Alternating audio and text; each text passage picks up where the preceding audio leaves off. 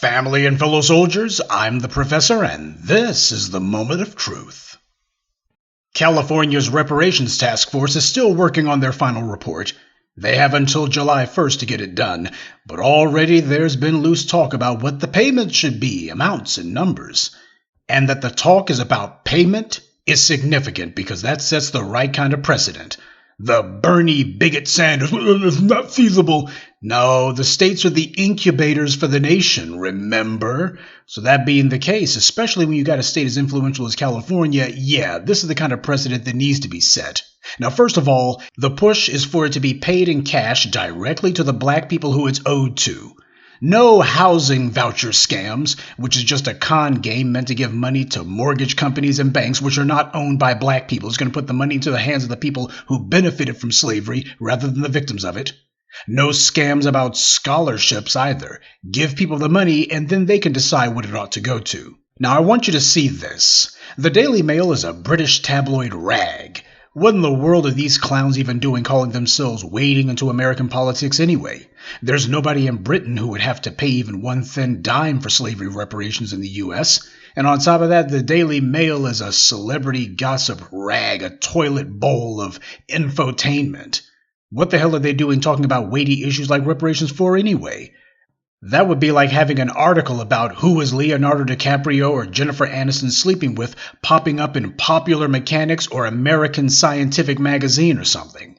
And yet look at how outraged this British tabloid rag is. They're not mad, they're scared. They should be. For these white supremacists, black economic empowerment is the sum of all fears.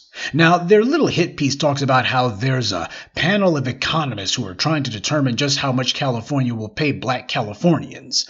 And they point out that one of the people is a white economist named Thomas Kramer in Connecticut, who in 2015 estimated reparations could top 14 trillion. Keep in mind, people thought that I was crazy when I said 16 trillion back in the day, and I was saying it before this Thomas Kramer guy was, truth be told. Why was I so bold about my assertion? Because I learned something from my experience making my now classic video, The Truth About Robert Mugabe. I learned how this country's white supremacist orthodox narratives could be challenged if somebody simply had the guts to. The white media made Mugabe's name a pejorative, and people just assumed that he was a bad man, at least as much as the British said, because the white media said so. Nobody questioned it. Nobody had the confidence to. Until I did. I challenged the white media narrative about Mugabe not because I was some sort of fan of his, but precisely because I don't buy what the white media says, ever. And after I began to question that narrative, a lot of people followed suit. See, a lot of lies go unquestioned and unchallenged because most people have been conditioned not to challenge whatever the prevailing wisdom is. But that prevailing wisdom is set by the most corrupt people in the society. Those of us who know better, we understand that we're being fed propaganda, and all it takes is one person to buck the trend, and that lie is going to start to crumble. By the way, according to the Daily Mail, Kramer is quoted as having said in 2019 that the amount the U.S. owes has gone up to about 19 or 20 trillion by now. The greatest crime in human history also requires the greatest price tag in human history. It's common sense and common decency, but for the white supremacist, neither sense nor decency is common at all. Now, the piece also mentions William Darity. I'll say right off the bat he's suspect because his name was tossed around quite a bit by the A-dunce crowd. But you'll notice that we in the black media didn't mention him. Over here, we judge people by the company they keep. But look at how it is this British tabloid rag talks about him. They mentioned that he wrote a book that apparently said Native Americans have a larger reparations claim than black people potentially. Of course, there's no mention by anyone that Red Indians not only collaborated with the Europeans in many cases, but that they also were fully involved in the slave trade and even worked to return escaped slaves into bondage. But look at how angry the Mail is that this guy is asserting that no other groups ought to be included in slavery reparations. That's just common sense. They always want to make sure that if black people are supposed to get something, then the policy has to be open-ended so that it applies to everybody else. That's a rule. There can never be anything just for black people because that upsets the racial status quo. But neither Native Americans nor any other non-black group were on those plantations. That wasn't Asians who were there, or Hispanics who were there, or Native Americans or anyone else. It was black people. The Constitution didn't single out Native Americans or Asians or Hispanics or anyone else and say that they only qualified as three-fifths human beings. They only did that with black people. As I laid out in my reparations series on this channel, slave mortgages built this country, and none of those slaves were Hispanic, Asian, Native American, or white. They were all black. When Japanese Americans got reparations for being interned in those camps back in the 40s, black people didn't get one thin dime of that money. Nobody was saying, hey, what about black people? They were suffering too. What about the historical wrongs done against them? Asian Americans were being put in internment camps, and black folks were being lynched in the streets. When Native Americans continue to get government money in the hundreds of millions, nobody points out that a significant number of black Americans, in fact, have Native American ancestry. Nobody points out that black people suffered more than the Indians did, so what about us? When the conversation is about other groups, you never hear black people's plight brought up. They never put us in the mix. Unless, that is, the goal is to piggyback off of our historical oppression so that they can build a case for someone else. But this is part of the con game these white supremacists have always run. Maintain the racial wealth gap at all costs. Keep on playing this game of racial economic keep away. Everyone else can and does get things earmarked only for them, but as soon as you mention black people, they have to shoehorn in everyone else so that the status quo never changes. But now it's been put on the table that there must be things exclusively for the black people who built the country, and they know that this will become a pattern. The racial pyramid is based on black people being made poor and kept poor. If that changes, then everything changes. So these guys are admitting to everything that we've told you about the racial con game these white supremacists run. They're furious that black people have put on the table that this is something specifically for black people and other groups are not to be included. As far as they're concerned, this is how they're going to be getting their foot in the door, the thin end of the wedge. They go ahead and have some idiot on the Reparations Task Force who says, well, other groups, they've been disadvantaged too, you know. And then next thing you know, here we go, just like with affirmative action.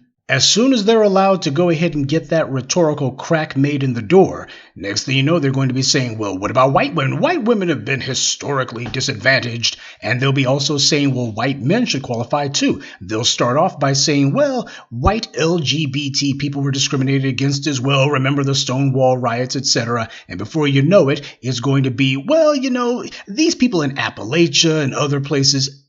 Then we're off to the races. And the racial wealth gap is maintained.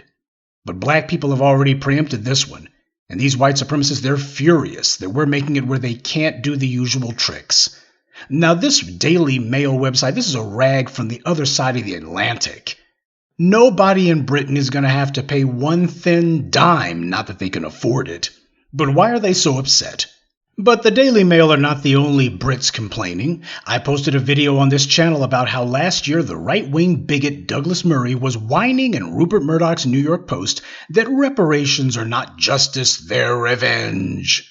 Douglas Murray is also British. He's not an American. Reparations won't cost him one thin dime, so why does he even care? As I explained in the video that I did about Murray's little tirade, Douglas Murray works for the Manhattan Institute. This is the same white supremacist so-called think tank that employs paid liars like Christopher Rufo, who has been the one spreading this nonsense about how critical race theory is apparently taking over the country, and people like John McWhorter, whose only skill seems to be to say that he's black and he agrees with everything Christopher Rufo says. So with Douglas Murray, we have yet another Manhattan Institute shill hard at work selling the soap. But as with Rufo, Murray has failed in his mission. This is what I mean by it's far more important what we're doing than what the enemy is doing. Now, if these cranky Brits are objecting to reparations in the U.S. on principle, then that begs the question, exactly what principle are they standing up for? That slavery was wrong. That's the point that they're trying to make, and they're doing it openly. This issue has nothing to do with the British, yet they're the ones screaming and yelling as if this somehow would take any money out of their pockets. Why? Because Britain was eyeball deep in the slave trade. And black Americans, specifically those of us who came out of slavery in the U.S., are a unique group. We set the tone for the world. That's why you have parasites like the appropriately named Akon running around telling lies about his contributions to the culture. Everybody follows our lead because we are the ones who lead. And these racists in Britain like Douglas Murray and the Daily Mail are scared.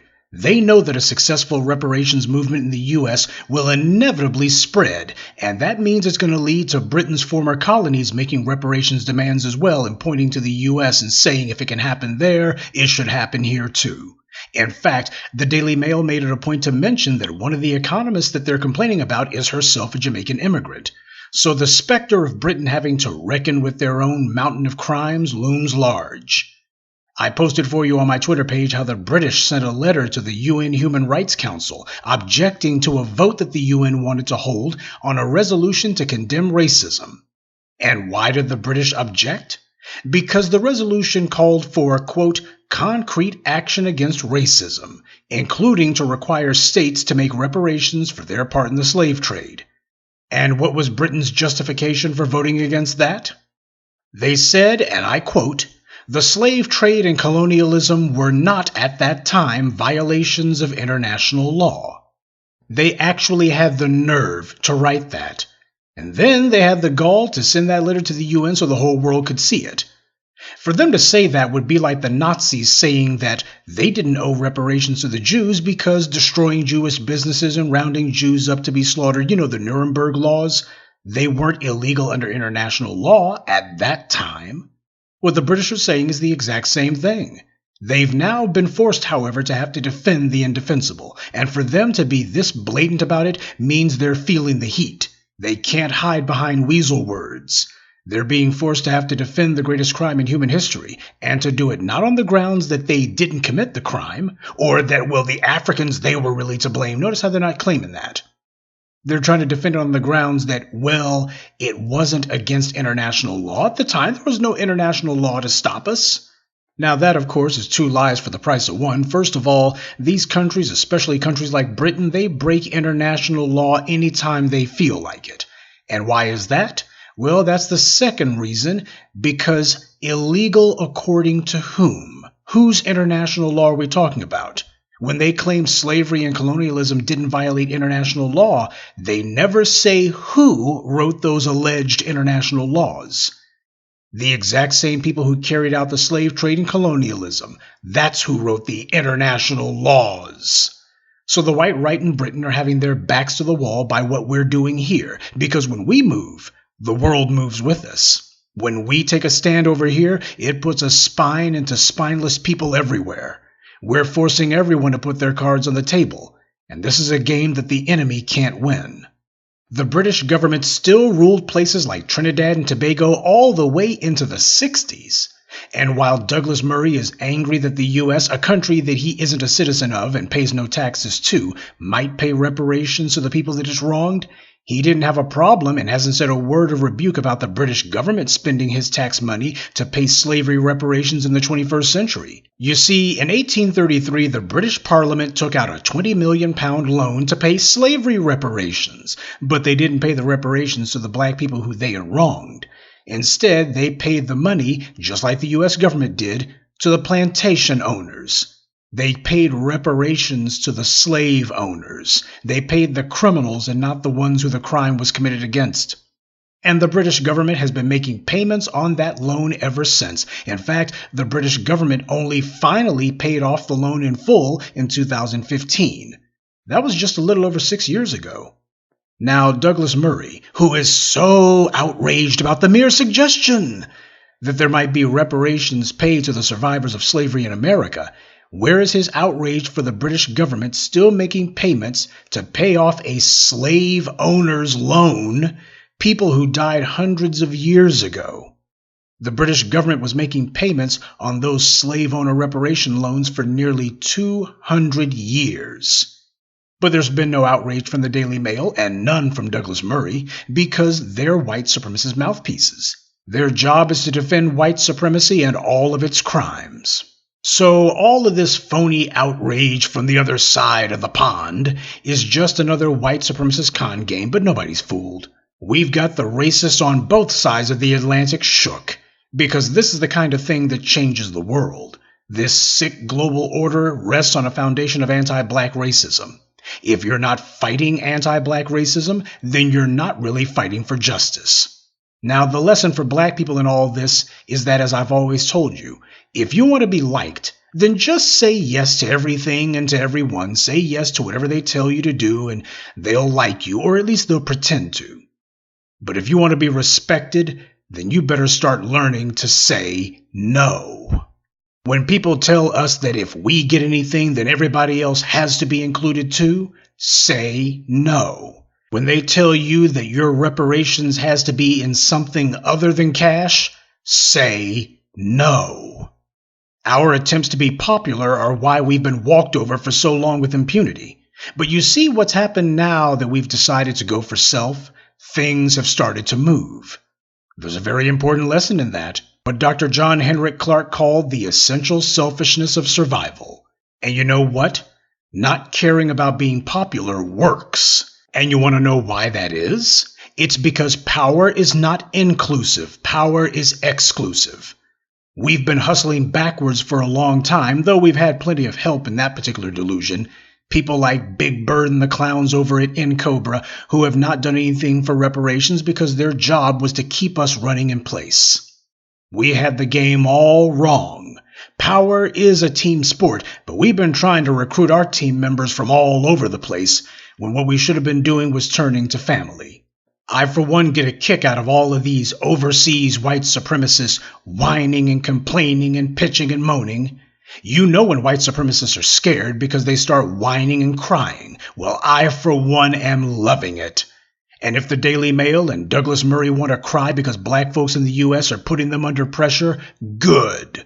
Because I'll gladly use Douglas Murray and the Daily Mail's tears to make myself a nice cup of tea. Good day, and be one. I'd like to take a moment to mention some of our contributors. Eric Bailey, Ronald Waits, Justin Marcus, Chaz, and Reasonable Dude. Salute to them and thank you to everyone for listening, liking, and sharing this message. Black empowerment only exists because of you.